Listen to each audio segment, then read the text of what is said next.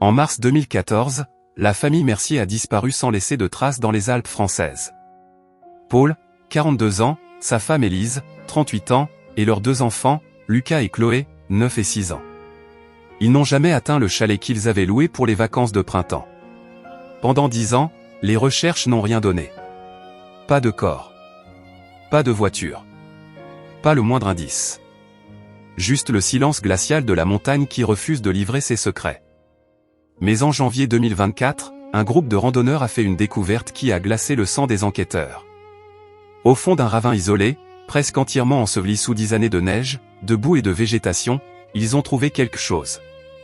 Un bout de métal rouillé qui dépassait à peine. C'était le toit d'une Peugeot 508 grise.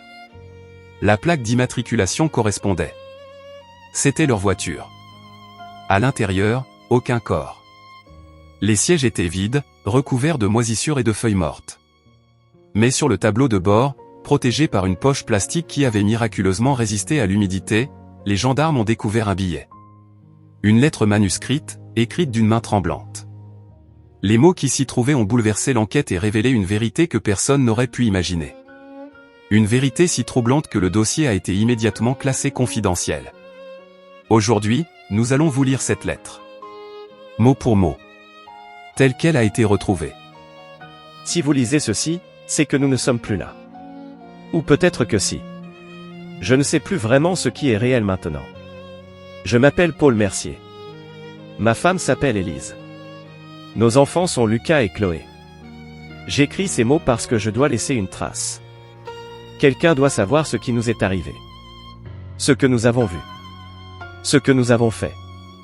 Tout a commencé normalement. Trop normalement, peut-être. Nous avions quitté Lyon le vendredi matin, excités à l'idée de passer une semaine dans les Alpes. Le chalet que nous avions loué se trouvait près de Valloire, un endroit isolé mais magnifique d'après les photos. Les enfants chantaient à l'arrière, Élise lisait son livre, et moi je conduisais en pensant que c'était les meilleures vacances que nous allions passer ensemble. Vers 14 heures, nous avons quitté l'autoroute et pris les routes de montagne. C'est là que les choses ont commencé à devenir étranges. Le GPS nous a fait prendre un chemin que je ne reconnaissais pas sur la carte. Élise a dit que ce n'était pas grave, que ces appareils connaissent parfois des raccourcis. Mais plus nous montions, plus la route devenait étroite. Les arbres se rapprochaient. La lumière du jour semblait diminuer, même s'il n'était que 15 heures. Et puis, il y a eu ce panneau. Un vieux panneau en bois, à moitié pourri, avec des lettres à peine lisibles, route privée, accès interdit. Le GPS insistait pour que nous continuions. Alors j'ai continué. La route est devenue un simple chemin de terre après quelques kilomètres. Les rochers raclaient le dessous de la voiture. Élise me suppliait de faire demi-tour, mais le chemin était trop étroit. Il n'y avait pas de place pour manœuvrer. Je devais continuer jusqu'à trouver un endroit plus large. Les enfants ne chantaient plus. Lucas regardait par la fenêtre avec des yeux inquiets. Chloé serrait son lapin en peluche contre elle sans dire un mot. Et puis nous l'avons vu. Un village. En plein milieu de nulle part, accroché au flanc de la montagne comme une verrue sur une peau malade. Des maisons en pierre, des toits effondrés, des fenêtres sans vitres qui nous regardaient comme des yeux morts. Un village abandonné. Il n'apparaissait sur aucune carte. Le GPS était devenu fou, l'écran clignotait avec des caractères incompréhensibles. J'ai arrêté la voiture au milieu de ce qui ressemblait à une place centrale. Un silence absolu nous entourait. Pas d'oiseaux. Pas de vent. Rien que ce silence épais et oppressant qui vous entre dans la tête et refuse de partir. Élise a murmuré qu'il fallait partir immédiatement. J'étais d'accord. Mais quand j'ai tourné la clé, la voiture a refusé de démarrer. J'ai essayé pendant 20 minutes. Rien. Le moteur ne répondait plus. La batterie fonctionnait, les lumières s'allumaient, mais la voiture était morte. Comme si quelque chose l'avait vidée de sa vie. Il commençait à faire froid. Le soleil descendait rapidement derrière les montagnes, et l'ombre du village s'étendait sur nous comme une main glacée. Élise a proposé d'explorer le village pour trouver de l'aide ou au moins un téléphone qui fonctionnerait. Nos portables n'avaient aucun signal. Pas une seule barre. J'ai refusé de la laisser partir seule. Nous avons décidé de rester dans la voiture jusqu'au matin. Les enfants avaient peur, mais nous leur avons dit que c'était une aventure, que tout irait bien. Je mentais. Je sentais que quelque chose n'allait pas. Quelque chose de fondamentalement mauvais dans cet endroit. Les maisons semblaient nous observer. Je sais que ça paraît fou, mais c'est ce que je ressentais. Comme si des yeux invisibles nous épiaient depuis chaque fenêtre noire, depuis chaque porte entr'ouverte. La nuit est tombée. Et avec elle, les bruits ont commencé. Des pas. D'abord lointains, puis de plus en plus proches. Des pas lourds qui résonnaient sur les pavés de la place. Mais quand je regardais dehors, il n'y avait personne. Rien que l'obscurité et les silhouettes déformées des maisons mortes. Élise s'est mise à pleurer doucement. Les enfants dormaient, épuisés par la peur et la journée. J'ai verrouillé toutes les portes. J'ai vérifié 3 fois. Puis il y a eu cette voix. Une voix d'enfant qui chantait. Une comptine française que je connaissais de mon enfance, mais les paroles étaient différentes. Déformées. Quelque chose sur des enfants qui ne rentrent jamais chez eux, sur la montagne qui garde ses secrets, sur le sang qui nourrit la terre. La voix venait de partout et de nulle part à la fois. Elle tournait autour de la voiture, s'approchait, s'éloignait. Élise s'est couverte les oreilles. Moi aussi je voulais le faire, mais je devais rester vigilant. Je devais protéger ma famille. La voix a continué pendant des heures. Jusqu'à ce qu'enfin, vers 3 heures du matin, le silence revienne. Un silence encore plus terrible que les bruits. Parce que dans ce silence, je savais que quelque chose attendait. Au lever du jour, j'ai pris une décision. Je devais essayer de trouver de l'aide. Nous ne pouvions pas rester ici. Élise voulait venir avec moi, mais je lui ai dit de rester avec les enfants. Je devais faire vite. J'ai promis de revenir dans 1 heure maximum. Si je ne revenais pas, elle devait prendre les enfants et descendre à pied jusqu'à trouver une route principale. J'ai exploré le village. Chaque maison était la même. Vide. Mais pas abandonnée depuis longtemps. Il y avait des signes de vie récente. Des assiettes sales dans des éviers. Des vêtements sur des cordes à linge, rigides et moisis mais encore accrochés. Des lits défaits comme si leurs occupants venaient de se lever. Mais aucun corps. Aucune trace de ce qui était arrivé aux habitants. Dans une maison au bout du village, j'ai trouvé quelque chose qui m'a fait vomir sur place. Un mur couvert de photos. Des centaines de photos de familles. Des familles en vacances. Des familles qui souriaient devant des voitures. Des voitures avec des plaques d'immatriculation de toute la France. Et au milieu de ces photos, j'ai vu la nôtre. Notre voiture. Prise la veille au soir. Nous étions dedans, endormis. Quelqu'un nous avait photographiés pendant notre sommeil. J'ai couru vers la voiture. Mon cœur battait si fort que je croyais qu'il allait exploser. Élise a vu mon visage et a compris immédiatement que quelque chose de terrible se passait. Je lui ai montré la photo que j'avais arrachée du mur. Ses mains tremblaient tellement qu'elle a failli la laisser tomber. Les enfants se sont réveillés et ont demandé ce qui se passait. Je leur ai dit de se taire et de rester calmes. C'est alors que nous les avons vus. Des gens. Ou ce qui ressemblait à des gens. Ils sortaient des maisons. Lentement. Silencieusement. Leurs vêtements étaient vieux, déchirés, tachés de quelque chose de sombre. Leur visage était pâle, émacié, avec des yeux enfoncés qui brillaient d'une lueur malsaine. Ils ne parlaient pas. Ils nous regardaient juste, formant un cercle autour de la voiture. Il y en avait peut-être 20. Peut-être 30. Je ne sais pas.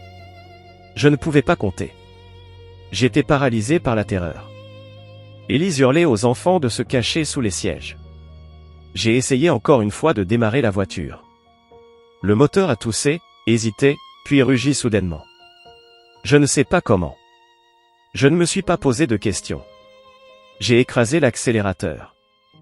Nous avons foncé à travers le cercle. Ils ne se sont pas écartés. J'ai senti des chocs contre la voiture. Des corps qui heurtaient le capot, les portières. Mais ils ne tombaient pas. Ils restaient debout, leurs mains griffant les vitres, leurs visages collés contre le verre. Leur bouche bougeait sans produire de son. Ou peut-être que je n'entendais plus rien à cause des cris d'Élise et des pleurs des enfants. Nous avons roulé comme des fous sur ce chemin de terre, les branches fouettant la carrosserie, les rochers déchirant les pneus. Je ne regardais pas en arrière. Je ne voulais pas savoir s'ils nous suivaient. Tout ce qui comptait était de sortir de ce village maudit, de retourner sur une route normale, de retrouver la civilisation. Mais le chemin n'en finissait pas. Il serpentait dans la montagne, montait, descendait, tournait dans tous les sens. Le GPS était mort. La boussole sur le tableau de bord tournait follement dans tous les sens. Nous étions perdus. Complètement perdus. Et le soleil commençait déjà à descendre à nouveau. Une journée entière s'était écoulée. Comment était-ce possible? Il nous avait semblé rouler seulement 1 heure. Le temps lui-même était détraqué dans cet endroit. La nuit est retombée. J'ai continué à rouler dans l'obscurité, les phares de la voiture perçant à peine les ténèbres épaisses. Puis, sans prévenir, le chemin s'est terminé. Un précipice. J'ai freiné brutalement. Les roues avant étaient à quelques centimètres du vide. En dessous, rien que du noir. Un gouffre sans fond. Nous étions piégés. Devant nous, le vide. Derrière nous, ce village et ses habitants impossibles. Élise était en état de choc. Les enfants pleuraient sans arrêt. J'ai essayé de faire demi-tour, mais les roues patinaient sur la terre humide. Nous glissions lentement vers le bord. J'ai coupé le moteur et serré le frein à main de toutes mes forces. La voiture s'est stabilisée dans une position précaire, légèrement inclinée vers l'avant. Le moindre mouvement pouvait nous faire basculer. Nous devions rester parfaitement immobiles. Élise a demandé ce que nous allions faire. Je n'avais pas de réponse. Je n'avais plus de réponse depuis longtemps. Nous étions condamnés. Le village ne nous laisserait pas partir. Nous le savions tous, même si personne ne le disait à voix haute. Cette montagne nous avait choisis. Comme elle avait choisi toutes ses familles sur les photos. Et elle ne nous lâcherait pas. La 3e nuit a été la pire. Ils sont venus. Tous. Les habitants du village fantôme. Ils sont restés à quelques mètres de la voiture, formant à nouveau ce cercle macabre. Ils ne se rapprochaient pas. Ils attendaient. Attendaient que nous sortions. Attendaient que nous fassions un faux mouvement qui ferait basculer la voiture dans le vide. Ils avaient toute l'éternité devant eux. Nous, non. L'essence allait bientôt manquer. Nous n'avions presque plus d'eau. Plus de nourriture. Lucas a commencé à avoir de la fièvre. Son front brûlait. Chloé ne parlait plus du tout. Elle regardait dans le vide avec des yeux morts. Élise murmurait des prières. Moi, j'écrivais cette lettre. Je voulais que quelqu'un sache. Que quelqu'un comprenne que nous n'avons pas simplement disparu. Que nous avons été pris. Capturés par quelque chose d'ancien et de mauvais qui vit dans ces montagnes. Quelque chose qui se nourrit des familles égarées. J'ai repensé à toutes ces photos. Toutes ces familles disparues. Combien y en avait-il eu avant nous? Combien y en aura-t-il après? Le village n'apparaît sur aucune carte parce qu'il n'existe pas vraiment. Pas dans notre réalité. C'est une fissure. Un trou. Un endroit où les règles normales ne s'appliquent pas. Et nous sommes tombés dedans. Maintenant, je sais ce que nous devons faire. C'est la seule solution. La voiture ne tiendra pas éternellement dans cette position. Tôt ou tard, elle basculera. Alors autant choisir le moment. Autant finir cela à nos propres termes.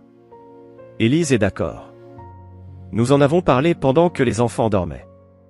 Nous ne les laisserons pas prendre nos enfants. Nous ne les laisserons pas devenir comme ces créatures qui nous entourent. Ces choses qui étaient autrefois humaines. Je vais poser cette lettre sur le tableau de bord. Je vais la mettre dans un sac plastique pour qu'elle survive. Puis je vais réveiller les enfants doucement. Je vais leur dire que nous partons pour une autre aventure. Une dernière aventure ensemble, tous les 4. Et je vais desserrer le frein à main. La chute sera rapide. Nous ne sentirons rien. C'est ce que je veux croire. C'est ce que je dois croire. Au moins, nous serons ensemble. Au moins, nous échapperons à ce village maudit. Les créatures peuvent garder nos corps. Elles ne peuvent pas garder nos âmes. Pas si nous partons de notre plein gré. Pas si nous refusons de devenir comme elles. Si vous lisez ceci, prévenez les autres. Ne prenez jamais de route non marquée dans les Alpes. Si votre GPS vous emmène dans des endroits qui n'existent pas sur les cartes, faites demi-tour immédiatement. Et si vous voyez un village abandonné au milieu de nulle part, fuyez. Ne vous arrêtez pas. Ne regardez pas en arrière. Partez et ne revenez jamais. L'enquête qui a suivi la découverte de cette lettre a bouleversé les autorités françaises. Les gendarmes ont immédiatement organisé une expédition dans la zone où la voiture avait été retrouvée. Ils ont cherché pendant des semaines. Ils ont utilisé des hélicoptères, des chiens, des équipes de spéléologues pour explorer chaque grotte, chaque ravin. Ils ont interrogé tous les habitants des villages environnants. Personne n'avait jamais entendu parler d'un village abandonné dans cette zone. Les cartes topographiques les plus anciennes, remontant au XIXe siècle, ne montraient rien. Mais ce qu'ils ont trouvé était bien plus troublant que l'absence de preuves. Dans les archives départementales, un archiviste a déterré un dossier oublié datant de 1982. Il contenait un rapport de gendarmerie concernant la disparition d'une famille allemande dans la même région.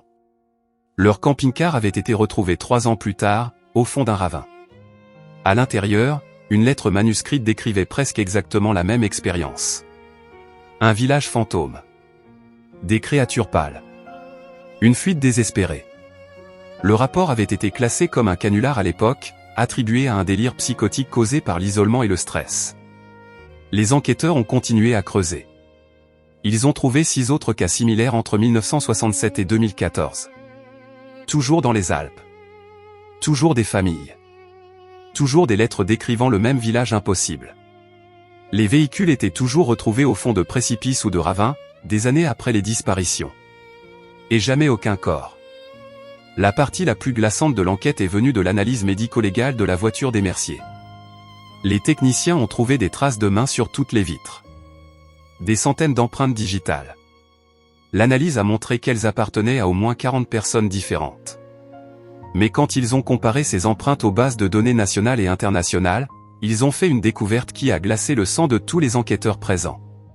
16 de ces empreintes correspondaient à des personnes portées disparues dans les Alpes entre 1952 et 2003. Des randonneurs. Des touristes. Des familles entières. Toutes officiellement disparues sans laisser de traces. Leurs empreintes étaient sur la voiture des Mercier. Des décennies après leur disparition. Comme s'ils étaient encore là. Quelque part. Attendant. Guettant les prochaines victimes. Le dossier a été immédiatement scellé par ordre du préfet. Une version officielle a été communiquée aux médias. La famille Mercier avait perdu le contrôle de leur véhicule dans des conditions météorologiques difficiles et avait chuté dans un ravin. Les corps n'avaient pas été retrouvés en raison de la configuration du terrain et de la présence d'eau souterraine qui aurait pu emporter les dépouilles. La lettre n'a jamais été mentionnée publiquement. Mais les gendarmes qui ont participé à l'enquête savent la vérité. Certains d'entre eux ont démissionné peu après. D'autres ont demandé leur mutation loin des régions montagneuses. Un lieutenant a confié à un journaliste, sous couvert d'anonymat, qu'il ne remettrait jamais les pieds dans les Alpes. Il a dit quelque chose que personne n'a osé répéter officiellement, il y a des endroits dans ces montagnes qui n'appartiennent pas à notre monde. Des failles dans la réalité. Et si vous avez le malheur d'y entrer, vous n'en ressortez jamais vraiment. Même si vous réussissez à vous échapper physiquement, une partie de vous reste piégée là-bas. Pour toujours. Aujourd'hui encore, des familles disparaissent dans les Alpes chaque année. La plupart sont retrouvées saines et sauves après quelques heures d'égarement. Mais certaines ne reviennent jamais. Leurs voitures sont parfois retrouvées des années plus tard, dans des endroits impossibles, des lieux qui ne figurent sur aucune carte. Et parfois, on trouve une lettre. Toujours la même histoire. Le village fantôme. Les créatures pâles. La fuite. La chute. La famille Mercier n'a jamais été officiellement déclarée morte. Légalement, ils sont toujours portés disparus. Leurs proches attendent encore, espérant un miracle qui ne viendra jamais. Parce que Paul, Élise, Lucas et Chloé ne sont plus dans notre monde. Ils sont quelque part dans ces montagnes, piégés dans un lieu qui existe en dehors du temps et de l'espace. Avec toutes les autres victimes du village sans nom. Et si vous voyagez un jour dans les Alpes, si votre GPS vous emmène sur un chemin qui ne devrait pas exister, si vous apercevez au loin un village qui n'apparaît sur aucune carte, souvenez-vous de cette histoire. Faites demi-tour. Immédiatement. Parce que ce village a faim. Il est toujours affamé. Et il attend patiemment sa prochaine famille.